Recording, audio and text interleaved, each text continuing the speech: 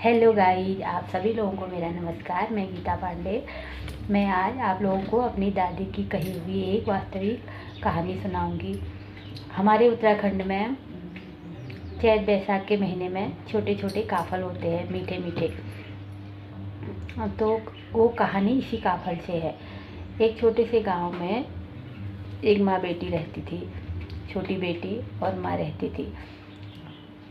तो पहले से बहुत गरीबी हुआ करती थी। वो माँ खेती पाती करके अपना भरण पोषण करती थी और बेटी की पढ़ाई लिखाई का खर्चा चलाने के लिए माँ जंगलों से काफल लाके काफल बाजार बेच के बेटी का खर्चा चलाती थी। एक दिन माँ जंगल से काफल लेके आई तो काफलों को लाल लाल काफल पके हुए देख के बेटी बोलती है, माँ मुझे भी काफल दो ना, माँ मुझे भी काफल दो ना। तो माँ बोलती, नहीं बेटा, ये काफल हमारे खाने के लिए नहीं है, अगर हम काफल खा लेंगे तो हमारा खर्चा कैसे चलेगा। तो बेटी बोलती है, माँ ठीक है, मैं काफल नहीं खाऊंगी। तो माँ खेतों में चली जाती है। शाम के वक्त जब माँ थकी हुई खेतों से आती है तो बच्ची को देखती है। बच्ची काफल की टोकरी के पास बैठी हुई है और काफल कम है, टोकरी में काफल कम हो रखे हैं। तो माँ बोलती है, मैंने मना किया था ना काफल खाने के लिए। तो बेटी बोलती है, माँ मैंने काफल नहीं खाए।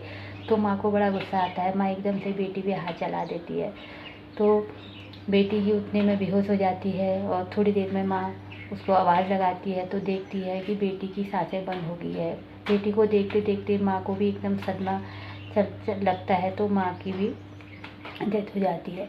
तो बोलते हैं कुछ समय बाद वो माँ बेटी दोनों पक्षी के रूप ले लेते हैं, दो पक्षी बन जाते हैं। तो जब वो जब गर्मियों में वो पक्षी बोलते हैं तो अभी भी वो पक्षी बोलते हैं, तब हम भी सुनते हैं। एक पक्षी बोलती है, काफल पाको काफल पाको।